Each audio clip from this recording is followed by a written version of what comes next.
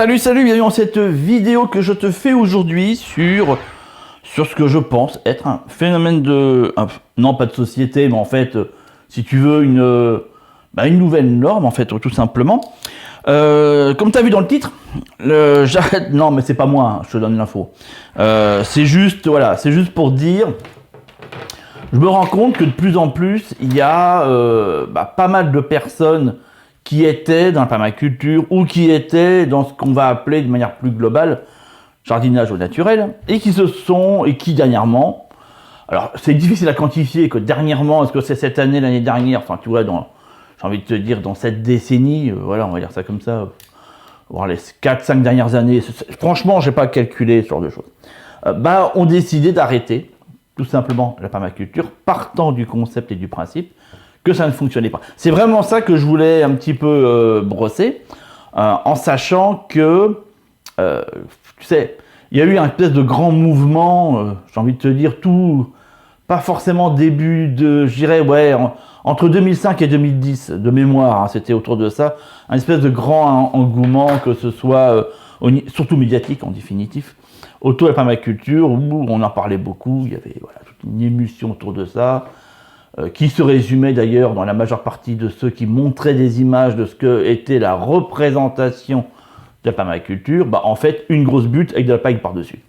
Voilà un petit peu. Là je fais ça pour donner, attends juste 2 secondes, je fais un truc tout con, attends 2 secondes. Je vais m'allumer la lumière, tu vois, et je pense que ça ira mieux au niveau de l'image. Je voulais faire ça dehors et là il flotte, enfin c'est pas de la flotte, c'est une espèce de pluie bizarre là, enfin bon bref. J'ai renoncé. Je te mets des images en insert de ce que j'ai fait comme boulot là tout à l'heure, puisque je suis en train de faire des tailles. Donc je te montre ça, ça permet de changer de plan, tu vois, de faire un petit peu de trucs. Et initialement c'est ce que je voulais te faire, une vidéo sur la... là je suis en train de tailler la vigne, je voulais faire une vidéo sur la taille de la vigne, et puis j'ai renoncé à me poser, tu vois, avec le pied et tout, j'ai froid. Donc si je suis pas en mouvement dehors à cette époque-là, là on est au mois de janvier, enfin oublie quoi, c'est même pas la peine. Donc du coup je te mets ça en insert, la vidéo concernant la taille de la vigne, tu as la description, tu as un lien, tu verras, tu peux laisser ton email et juste derrière on te propose de faire partie de ma messagerie privée sur Telegram. Et je la poste là-dessus la vidéo, parce qu'elle est un peu, enfin elle n'est pas forcément super longue, mais bon, voilà, je explique un peu en détail tout le bazar. Donc voilà, si tu es intéressé par ça, comment tailler une vigne, pas vigne pour pour la bibine, hein. la vigne de table, hein, je sais pas, vigne de vin. Et à un moment je ferai pas la putain de phrase à la con là que tout le monde sort tout le temps, consommer avec modération, je sais pas quoi. Chacun fait ce qu'il veut, hein, j'ai envie de te dire. Moi je suis pas porté sur ça, mais bon, voilà, chacun fait ce qu'il veut. Bref, on s'en fout. Donc ouais, permaculture, machin, ouais, hésite pas à t'abonner aux, tu vois, ces trucs que je donne au début, parce que surtout à mettre des pouces rouges, parce que à mon avis il va y en avoir un paquet dans ce que je vais te dire. Donc ouais, voilà, parce que forcément il y en a plein qui vont se dire, qui sont d'accord avec ce principe que la permaculture ne marche pas, qui vont certainement tomber sur cette vidéo, donc peut-être que tu en fais partie. Puis qui dira ouais non, ce mec là dit des merdes, vas-y je mets un... Donc il y a des chances qu'il y ait beaucoup de pouces rouges là-dessus. On s'en fout, hein. Moi je fais pas des vidéos forcément pour avoir que des pouces bleus, mais essaie de compenser s'il te plaît, tu vois, on se dise pas, tu vois, toi d'ailleurs. Bref, voilà mon intro, tu vois, elle est magnifique comme d'habitude, hein. Toujours préparé, t'as vu j'ai mon script, hein. Il y en a qui font ça, hein, qui font des vidéos, tout est préparé, scripté, rien, j'appuie sur REC, tu vois, j'ai mon titre et j'appuie sur REC. Je pense que c'est la meilleure chose, tu vois, pour être, à mon sens, peut-être le plus authentique possible, je sais pas. Alors ouais, je vois pas mal de vidéos ces derniers temps. Je voulais te remettre des extraits, mais je sais pas si je mettrai des extraits ou pas. Tu verras au montage si ça l'est ou pas. C'est délicat de mettre des personnes qui disent, tu vois, sans leur consentement, machin. Je trouve ça un peu délicat. Il y en a qui le font, moi je sais pas. Ça me fait bizarre de faire ça, mais bon. Qui disent, voilà, j'ai testé la permaculture, ou je faisais de la permaculture, ou tout ce qui est en relation, jardin au naturel, machin, tu vois, un petit peu la bio, etc. Et laisse tomber, ça marche pas, j'abandonne l'histoire, c'est pas la peine, et je reviens à des méthodes plus conventionnelles, en tout cas, qui ont fait, on peut partir de certains principes, qui ont fait leurs preuves. Et c'est marrant de voir, tu vois, comment on est passé de toute une sphère de temps dans laquelle tout le monde parlait permaculture, machin, ouais, faut y aller, ouais, tout le monde, machin, les chaînes, ça Pas tant que ça d'ailleurs au début. Mais après, si, ça pleuvait à mort, tout le monde s'y mettait, tout le monde avait un conseil à donner, comment faire un jardin en perma, machin, la butte, la lasagne. Voilà, la butte avec la lasagne. Et puis là, on passe dans une nouvelle ère, qui est l'ère de c'est de la merde, on n'en veut plus. Voilà. Mais si tu veux, c'est un processus qui est tellement normal en définitive, parce que chaque fois que quelque chose est créé, devient, j'ai envie de te dire, un engouement, devient à la mode, se met au devant de la scène, inévitablement, il y a toujours plein de gens qui vont se précipiter dessus, et par un effet de mode et je dirais, d'émulsion en fait. On voit bien, tu sais, quand il y a une manifestation, il suffit qu'il y en ait un qui crie au Châtelet, pour que tout le monde se mette à crier la même chose, tu vois. Voilà, c'est le principe de masse, hein, voilà, c'est la même chose, si tu veux. Il suffit de dire, tiens, au magasin Intel, en ce moment, c'est génial, bah, pour que tout le monde y aille, pour se rendre compte si c'est vraiment génial ou pas, parce que tout le monde y va, tu sais, la fameuse tout le monde, en fait, si tu veux. Qui, moi, m'a toujours gonflé, d'ailleurs, je sais pas pourquoi, mais quand tout le monde sait quelque chose, moi, j'aime bien faire l'inverse de ce que fait tout le monde, par juste principe d'opposition. Mais voilà, donc pendant longtemps, les gens, voilà, c'était ça. Puis là, ça part à l'inverse, si tu veux. Voilà, on revient vers du conventionnel. Donc toutes les chaînes qui parlent permaculture, pas toutes, mais enfin en tout cas une partie aujourd'hui, disent voilà, non, on revient. Et il y en a même qui naissent sous ce couvert-là en propulsant le côté conventionnel. Après, il y en a un petit nombre, effectivement, qui sont en plus des chaînes qui ont beaucoup d'audience, une grosse audience, qui navigue entre deux eaux, j'appelle ça. Alors tu vois, c'est le côté un peu, je sais pas trop, j'ai peur de perdre mes abonnés, mais en même temps, c'est vrai que j'y crois pas trop, mais en même temps, c'est vrai que ça me ramène du monde. Tu vois un peu l'idée. Donc on en a quelques-uns comme ça, hein, qui mettent, qui disent qu'ils font pas de la permaculture, mais en même temps, qui n'hésitent pas à faire des vidéos où dedans ils donnent le mot, mais sans vraiment le donner, tout en disant que ça fonctionne pas, mais en le faisant quand même. Tu vois un petit peu le principe. Bon, ouais, ça, je vais pas m'étendre là-dessus, en fait, ça n'a aucun intérêt, mais c'est juste pour te donner un peu les variantes de ce qu'il peut y avoir. Alors, de quoi ça vient tout ça? Je vais te dire. Parce que ça fait maintenant, la chaîne, elle a pratiquement 10 ans. Pratiquement 10 ans, je fais des vidéos là-dessus. Autant te dire que si tu remontes avec mes débuts, on est quasi à 20 ans, je crois que ça fait 18 ans que je fais ça, tu vois. Donc, je pense que peut-être, partir du moment où ça fait 18 ans que tu fais quelque chose, à quasi 20 ans, je dirais, voilà, je pense que je peux prétendre une petite expérience dans le domaine. Je pense. On ne sait jamais, mais bon, je pense que... Hein. Je vais te dire le truc. Tu sais, c'est comme beaucoup de choses. Il y a une méthode, une manière de faire. Et je vais comparer ça. J'aime bien mes comparaisons. Chaque fois que je fais les comparaisons, après je me fais allumer dans les commentaires. Donc je trouve ça assez marrant. L'autre fois j'avais comparé. Qu'est-ce que j'avais comparé déjà? J'avais comparé les. Ah ouais, le Guppy. D'ailleurs, bonjour aux commentaires de Monsieur Guppy, qui n'avait pas apprécié mon commentaire sur le Guppy. Je suis navré, c'était pourtant tellement clair cette comparaison. Donc je vais renouveler l'expérience en comparant ça à l'éducation canine. Ah, je prends un risque. Mais j'aime bien vivre avec des risques. Tu sais, l'éducation canine, surtout avec des chiens, tu sais, un petit peu, comme moi j'ai une chienne, c'est une malinois, tu vois. Des chiens un peu comme ça, malinois, berger allemand, doberman, qu'est-ce qu'on a d'autre pendant il y a tous les pitbulls, là, mais bon. Doberman. Ah merde, ça s'appelle comme Rottweiler, voilà, tu vois un petit peu, voilà. Bon, c'est des chiens un peu, tu vois, souvent, voilà, t'es un peu comme ça, tu vois, un peu couillu, genre, chien, comme ça, tu vois un peu l'idée. Et généralement, quand tu vas dans un centre d'éducation canine, t'as le mec, enfin l'éducateur canin, qui souvent est en treillis, machin, tu vois, un peu militaire, je sais pas pourquoi d'ailleurs, mais bon, voilà, et puis qui est très sec dans ses propos, et machin, le pied, c'est au pied, machin, gna gna.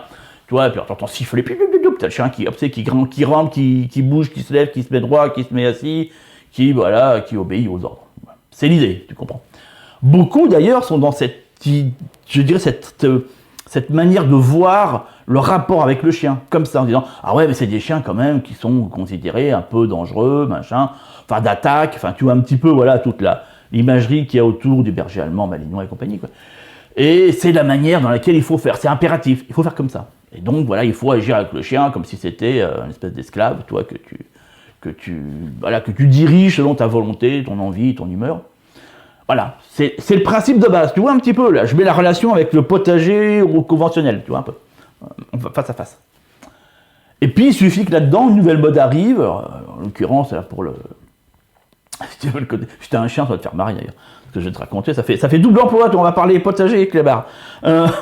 Et tu as aujourd'hui l'éducation positive. Alors c'est quoi? C'est de dire qu'à un moment donné, on ne contraint pas l'animal, mais on l'amène à toujours être dans la récompense et la positive attitude. Ça veut dire qu'on est là, on est enjoué, on est heureux, et c'est par ça que l'animal comprend ce qu'on attend de lui, et donc on est plutôt en intercommunication, en interaction complète avec l'animal.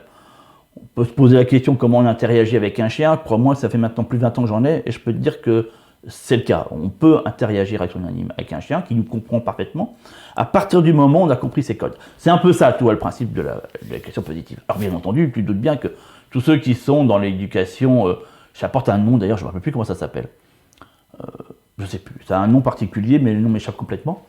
Ne voit pas ça d'un bon oeil, bien sûr, oui, c'est critiqué, tu te doutes bien, c'est moqué à grand renfort, machin, rendez-vous compte, ces petits bisounours avec leur berger allemand, leur malinois, qui la jouent avec des friandises ou je ne sais quelle, supercherie pour atteindre d'eux. Tu verras que le jour ils se feront bouffer la gueule et reviendront vite faire nos petites méthodes du collier étrangleur ou électrique. Fondamentalement, ça fait mon... Attends, je dis pas de conneries. Ça fait 1, 2, 3, 4, 5e chien que j'ai. J'ai jamais eu un collier électrique et encore moins un collier étrangleur. Je me suis jamais fait mordre. 5e chien. Mais tu vois, il n'y a pas plus tenace, en fait, si tu préfères, que l'idée, en fait. Que l'idée, c'est quelque chose qui est énormément tenace. Il suffit que l'idée fasse son chemin pour que ça devienne une institution. Quelque chose de gravé, si tu veux, voilà. Un malinois, tu l'éduques à la dure. Sinon, il te bouffe la gueule. Voilà, c'est le truc, tu vois. Après, là-dedans, il y a d'autres variantes, dont l'éducation positive, avec d'autres variantes. Moi, j'ai une manière de voir ça que d'autres verraient autrement, tu vois, voilà. Mais c'est clair que ce n'est pas le collier étrangleur et machin. Tu vois un petit peu le comparatif. Par rapport au potager, ça donne quoi? Ça donne, en jardinage conventionnel, on part du principe que on va avant tout utiliser le produit, c'est ça, le produit et la technique. Enfin, le matériel, je préfère, la technologie, cherchez le mot. Le produit et la technologie, c'est ça qui va donner une productivité. En gros, si tu veux des légumes en grande quantité, tout ce que tu as à faire, c'est très simple.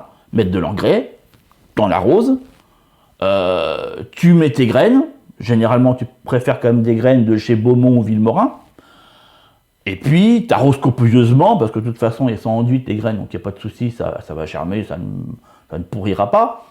Et puis derrière, tu arroses direct avec des produits anti-champignons et des produits anti-insectes. Et là, oui, effectivement, la magie opère.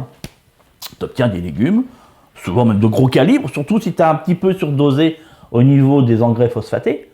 Tu vas obtenir des gros calibres. C'est vrai, mais je ne vais pas te dire le contraire, c'est vrai.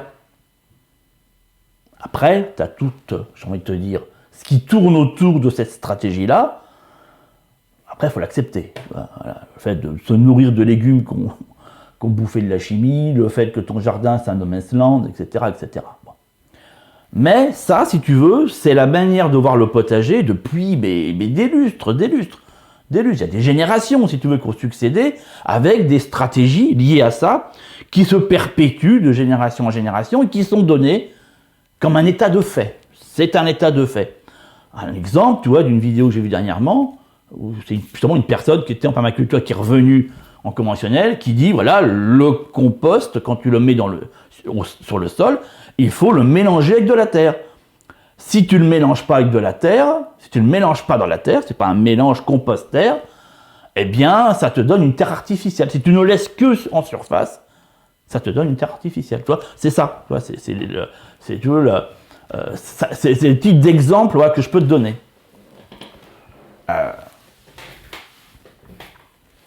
Comment t'expliquer?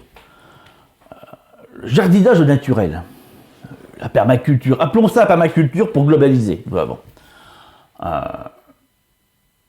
ça résume à quoi? Ça se résume à, déjà, premièrement, une bonne connaissance de ton terroir, de ta région, du climat de ta région, des vents, de la pluie. Même si ça paraît étrange, la pluie n'est pas la même partout. Si tu voyages un peu, à mon avis, tu dois... Je crois qu'aujourd'hui, pour voyager, c'est compliqué. Mais bon, bref. La pluie n'est pas la même partout. Il y a la pluie qui mouille, il y a la pluie qui... la pluie qui mouille pas. Putain. La pluie qui mouille un peu moins. Enfin, t'as compris, voilà, la pluie n'est pas la même quand t'es à Dunkerque ou quand t'es, je sais pas, dans les Landes. Ça paraît étrange, mais c'est pas la même pluie. Ressenti, en fait, je préfère. La terre en elle-même est très différente. Même si une terre argileuse on pourrait partir du principe, une terre argileuse, c'est une terre argileuse. Ben non. J'ai fait beaucoup d'installations, si tu veux, de sites de design permaculture, dans différents quatre coins de la France, et pas que de la France, Luxembourg aussi, Belgique. Je peux te dire que les terres argileuses, elles sont très différentes des unes des autres. Il y a des argiles plus rouges, plus noires, plus compactes, plus denses, d'autres moins. Enfin, voilà, c'est comme ça. La terre n'est pas partout pareille. Il y a des nuances, si tu préfères. Donc une bonne connaissance de son terroir, de son climat, une bonne connaissance aussi du sol, de toute la chimie du sol, de la vie organique du sol. Ça, c'est impératif, il faut comprendre ça. Comprendre quelles sont les interactions, comment ça fonctionne. Qu'est-ce qu'un sol et comment il fonctionne quand tu ne lui touches pas. Je parle d'un sol mis au naturel, bien entendu. Ensuite, comment fonctionne la botanique, comment fonctionne une plante, qu'est-ce qui la fait pousser, comment elle pousse, quelle dose de lumière a-t-elle besoin, d'une variété à une autre, les familles, les différentes familles de végétaux, comment ils se reproduisent, quels sont leurs modes de développement, tu comprends, il y a tout ça. Et puis aussi la faune qui grouille autour, puisqu'inévitablement, une plante a un hôte, et en l'occurrence, l'autre, c'est l'animal. Ce n'est pas que l'animal, parce qu'on a aussi le règne champignon, je t'en parlais après. Donc il y a ça aussi à connaître, tout le règne animal qui gravite autour d'une plante. Qu'est-ce qu'il est? Quelle est sa fonction? Quelles sont ses mœurs? Comment il vit? Comment il se reproduit? De quoi il se nourrit? Et puis après, bien entendu, les champignons, oui. Qu'est-ce que c'est que le règne champignon? Quels sont les différents embranchements? Comment un champignon se reproduit? Comment il se développe? Comment il meurt aussi? Et puis bien sûr aussi les bactéries, inévitablement, oui, les bactéries, qu'il va falloir aussi comprendre. Qu'est-ce qu'une bactérie? Est-ce que toutes les bactéries se valent? Est-ce qu'il y a différents types de bactéries, etc., etc. Tu comprends? Tout ça, il faut le comprendre. Et puis derrière, après, il faut aussi arriver à combiner des stratégies qui reproduisent des mécanismes naturels en les appliquant à une technique potagère. Tu vois un petit peu le boulot? C'est ça. C'est ça la permaculture en définitif. C'est la compréhension du vivant et la réadaptation, c'est machine, parce qu'il y a le facteur qui est arrivé. Et la compréhension, si tu veux, la réadaptation après, à un système empirique qui va être limité par rapport à tes parcelles. C'est juste ça. On est bien d'accord que par rapport à une technique de jardin conventionnelle qui repose sur de l'outillage et des produits, permaculture est totalement à l'opposé. Là, je ne t'ai pas parlé de connaissance des différents produits, comme sont les doses d'application, quelles sont les fréquences d'application. On est d'accord, je ne t'ai pas parlé de ça là. Je ne t'ai pas parlé d'ailleurs non plus des types de graines qu'il faut mettre par rapport à un calendrier bien précis qui a été déterminé sur le sachet. Je ne t'ai pas parlé de ça non plus. Tu as vu, je t'ai parlé du vivant. Je t'ai parlé de la nature en définitif. On est bien d'accord, et je pense que tu peux que être d'accord avec moi, pour dire qu'on est sur deux stratégies totalement opposées. C'est Vénus et Mars. Voilà, Mars c'est terrien, Vénus c'est gazeux. Faut pas les comparer ensemble. C'est pas comparable, c'est pas les mêmes stratégies, tu comprends bien. Mais là c'est la même chose. Comment peut-on dire que quelque chose est moins bien qu'un autre alors qu'il est totalement opposé? C'est pas possible. On ne peut pas comparer une olive avec un fromage. C'est pas comparable. C'est deux choses totalement opposées. Tu peux comparer des fromages entre eux. Tu peux comparer des olives arrangées entre elles. Olive au piment, olive à l'ail, olive noire à l'huile, olive... Tu vois, en disant, voilà. Mais tu peux pas comparer en disant, non, l'olive c'est de la merde, j'aime mieux le fromage. Oui, après c'est question de goût, tu vas me dire, mais c'est question de goût. Mais c'est pas comparable entre eux, tu comprends. Et là, on est sur le même principe. Et si tu veux, à mon sens, je pense que il y a deux phénomènes à ça. Et je vais finir là-dessus. Il y a deux phénomènes à ça. Le premier phénomène, c'est que on est concrètement dans ce que j'appelle moi le dogme, si tu veux, le côté, la croyance. La croyance à quelque chose. En l'occurrence, dans le jardin conventionnel, on a une croyance sur laquelle tout un tas de stratégies répondent à cette croyance-là. Je t'ai expliqué, le compost, il y en a d'autres. Le fait qu'il faut enlever la vermine du sol avant le printemps. Donc à l'automne, on retourne les sols, voire on brûle les sols aussi. On fait picorer les poules afin d'éliminer la vermine. C'est une croyance, d'accord? En permaculture, on va plutôt parler de vie du sol, de biotope, de niche écologique, de bactéries, de micro-organismes, et que tout ce monde-là vit en interconnexion. Tu vois un peu la nuance énorme qu'il y a entre les deux. Mes bras sont même pas assez longs pour les opposer, tu vois. Est-ce que l'une vaut mieux que l'autre?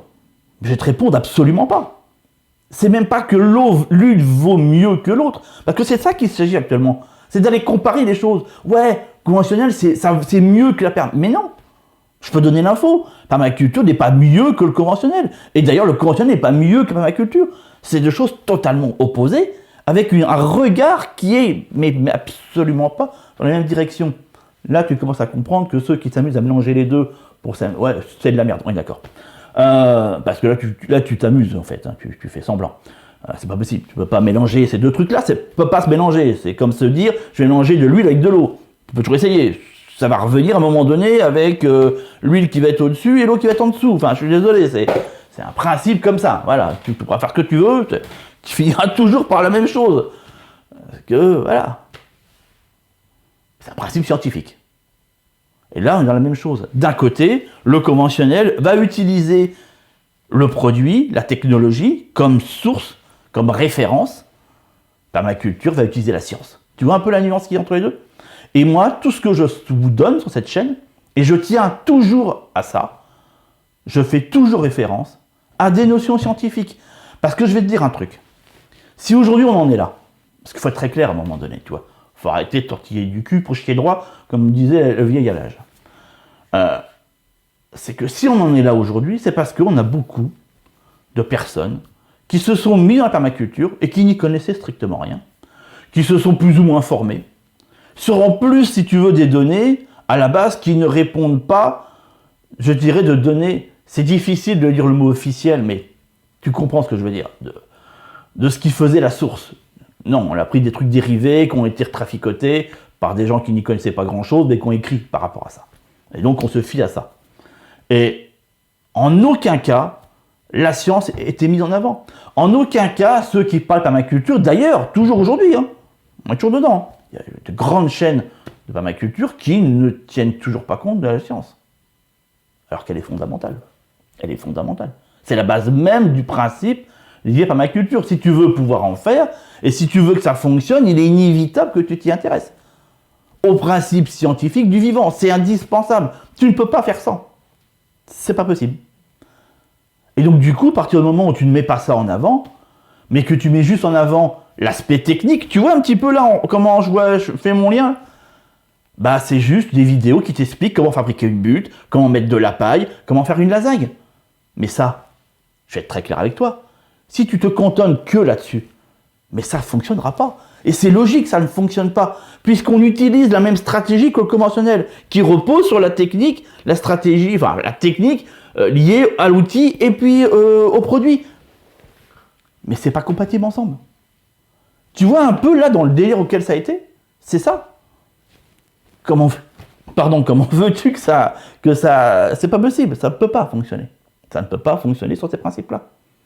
Se résumer les stratégies liées à la permaculture à comment fabriquer une butte, ça revient au même que de dire conduire une voiture, il suffit de mettre la clé dans le contact. C'est ça qu'on t'explique. Toutes les vidéos que tu vois sur YouTube, c'est regarde, tu prends ta clé, tu as ta clé de voiture, tu la mets dans le contact. Il y en a quelques-uns qui diront qu'il faut quand même tourner la clé. Et puis ça là, tu sais conduire une voiture. Tu sais conduire une voiture? Non, bien d'accord que non. Si tu te résumes qu'à ça, tu sais pas conduire une voiture. Tu sais même pas comment on l'allume le moteur. Puis quand tu entends le bruit du moteur, tu vas sursauter et dire oh là, putain, c'est moi qui fais ça? Ah ouais. Et après, qu'est-ce que je fais? J'appuie sur quelle pédale? Il y en a 3. Alors après, si tu veux, t'as ceux qui font. Alors je sais pas trop, peut-être que celle de gauche sur l'embrayage, mais c'est possible que pas. En fait, je veux pas trop me mouiller parce que j'en sais rien en fait au fond. Voilà pourquoi ils se mouillent pas. Tu vois? Moi, ça me met en colère, ce genre de choses. Clairement. Et puis on va te laisser comme ça. Des petites vidéos à la chute dedans, je appelle ça moi. C'est pas correct, on est d'accord. Donc c'est normal qu'il y ait une grande partie des personnes qui ont été vers ça, qui se retrouvent aujourd'hui, à dire la permaculture c'est de la merde, j'en veux pas, allez dégagez. À dégager, j'en veux pas. Il y a 7 ans, j'ai déjà fait une vidéo là-dessus par rapport à certains survivalistes, je peux le dire, hein, qui s'amusaient à balancer là-dessus. Un survivaliste. Qui aujourd'hui d'ailleurs ont fait. Je trouve ça assez marrant d'ailleurs. Mais bon, comme quoi on peut changer d'avis. Hein. Pierrot Saint-Georgio pour pas le nommer. Mais oui, la vidéo était faite pour lui. Voilà. Mais comme quoi on peut changer d'avis, tu vois. Bon. Mais on peut pas comparer les choses. Et tu vois la focale en fait, c'est qu'on garde la même focale et on se dit voilà, ça devrait marcher. Bah non. C'est comme se dire attends, je vais faire, c'est coercitif, j'ai retrouvé le mot coercitif, éducation canine. Tu vas te dire, attends, je vais faire de l'éducation positive, mais avec un collier étrangleur. Mais c'est de la connerie, tu n'y arriveras jamais. C'est impossible. Si tu mets un collier étrangleur à ton chien, dès qu'il va te tirer, il va avoir mal, il va associer ça à de la douleur, tu ne seras jamais dans le positif, c'est impossible d'y être. Et après, tu peux pas les critiquer en disant, bah, c'est de la merde, ça marche pas. Bah, déjà, vire ton collier étrangleur, on commence déjà par ça. Mais pour ça, il faut être convaincu que ça peut fonctionner sans collier étrangleur. Pour ça, il faut être convaincu que ton potager peut fonctionner sans les produits. Pour ça, il faut être convaincu que tes limaces ne boufferont pas tout ton potager si tu ne mets pas les magnifiques petites billes bleues. Tu vois ce que je veux dire? Pour ça, il faut changer son mental. Il faut changer sa manière de voir le monde. Il faut ni plus ni moins, tu vois, je les ai dans les mains. Il faut changer ses lunettes, tout simplement. Et à partir du moment où tu gardes les mêmes lunettes que tu avais dans le conventionnel, ben ça ne peut pas fonctionner. Ne cherche pas, ça ne peut pas fonctionner. C'est pas possible. Il faut changer sa vision. Il faut changer son modèle. Il faut changer sa manière de voir le monde. Il ne faut pas se mettre en tant qu'être dominant sur cette planète, se disant que moi, en tant qu'humain, je me dois de dominer tout ce qui est présent. Je fais référence à la Genèse. D'accord ? Je dominerai les mers, les ciels, la terre et machin, et les animaux se soumettront à... Tu vois, je te refais le machin. Hein. Ouais. Oui, ça donne le conventionnel. Ah, effectivement, tu soumets, tu domines, tu as une main dessus. Mais si c'est la manière de penser, il faut aller vers ça. Hein. Il faut y rester. Parce que, tu veux, c'est en harmonie, tu comprends, ça résonne pareil. C'est parfait. Et effectivement, avec cet état d'esprit-là, si tu veux taper de la permaculture, ben ça ne marchera pas. C'est pas la même manière de voir les choses. La manière de voir les choses en permaculture, c'est celle que je te propose. C'est celle de dire que non, on n'est pas en train de dominer les animaux, ni la nature, ni les plantes. On fait partie d'un ensemble, d'un tout, dans lequel chacun a sa place. Et j'ai envie de te dire, nous empruntons les choses et nous rentrons en harmonie avec elles. Ouais, c'est très bisounours, ça, je suis d'accord avec toi. Mais c'est comme ça que ça fonctionne. C'est je respecte l'animal, qui lui me respecte à son retour. Tu vois, c'est très symbolique. Hein. Et donc, effectivement, je me nourris des légumes qui sont présents, mais j'ai donné aussi ma part, tu comprends? C'est de l'alchimie, c'est un juste retour des choses. Et dans ce cadre-là, ça fonctionne. Parce que, tu comprends, 80%, c'est ce que je dis très souvent sur Telegram, si tu es dessus, tu pourras attester ce que je raconte. Constamment, quand quelqu'un me dit « Ouais, j'arrive pas à ça », je te casse pas. 80% de la réussite dans ton potager, sur un principe permaculture ou jardin au naturel, appelle-le comme tu veux, c'est ton mental. C'est avant tout ça. Et le reste, c'est ni des produits, ni de la technologie, c'est de la stratégie. Ce n'est que de la stratégie. Si tu as les bonnes stratégies et le mental qui va avec, ça fonctionne. Fin. Mais tu te rends bien compte que le plus gros du boulot, et c'est là que le gros changement doit s'opérer. Si on veut vraiment aller vers une agriculture, ou plus précisément, une culture potagère respectueuse de notre environnement, mais c'est notre mental qu'il faut qu'on change avant tout. C'est juste ça. C'est sortir de nos idées préconçues sur quelque chose qui ne repose que sur une succession de récits, en fait. Parce que si je prends, tu vois, l'agriculture conventionnelle, la majeure partie de ce qui est indiqué, ce n'est que j'appelle ça moi du récit.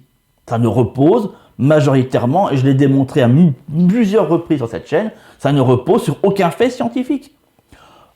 Mélanger son compost au sol, non, ça n'améliore pas ton sol. Je suis navré de le dire, mais ça n'améliore pas ton sol. Et si tu es convaincu au fond de toi que le fait de mélanger ton compost au sol améliore ton sol, reste avec cette conviction. Oui, tu as le droit. Sauf que d'un point de vue scientifique, c'est pas vrai. Ce n'améliorera jamais ton sol. Parce que la matière organique, d'un point de vue purement systémique, elle est au-dessus. Ni mélangée, ni en dessous. Au-dessus. Et le mélange, c'est pas fait avec une fourche. Ce sont les animaux, plus en l'occurrence les micro-organismes, qui iront faire ce mélange. Mais ce n'est pas un simple mélange qu'ils font. C'est toute une combinaison chimique qu'ils vont mettre en place. Que fondamentalement, on sera bien incapable de faire avec une fourche. C'est même impossible de faire avec une fourche. C'est pas, tu peux pas. C'est tout, tu comprends. C'est cette compréhension-là qui permet de dire après, ben oui, mais si tu mélanges, donc tu ne le fais plus parce que tu comprends le raisonnement qui va avec. Et donc tu te dis, ben non, mélanger du compost ne m'améliorera jamais mon sol. Ce n'est pas possible, puisque le complexe argilo-humique ne se crée pas en mélangeant des couches avec une fourche. Ce n'est pas possible. C'est un point de vue, une position purement scientifique. Et c'est pour ça, et c'est la raison pour laquelle je finirai sur ça, cette phrase-là, que je m'emploierai encore en 2021, on est encore en 2021, d'accord, sur t'apporter à chaque fois que j'apporte un élément, une technique, une stratégie, de t'expliquer avant tout les raisons scientifiques qui sont derrière. Parce qu'il n'y a que comme ça que l'on pourra faire évoluer les choses, et il n'y a que comme ça que l'on peut défendre la cause de la permaculture. Sinon, c'est du bullshit, fin. Je te donne rendez-vous dans une prochaine vidéo. Ciao, ciao.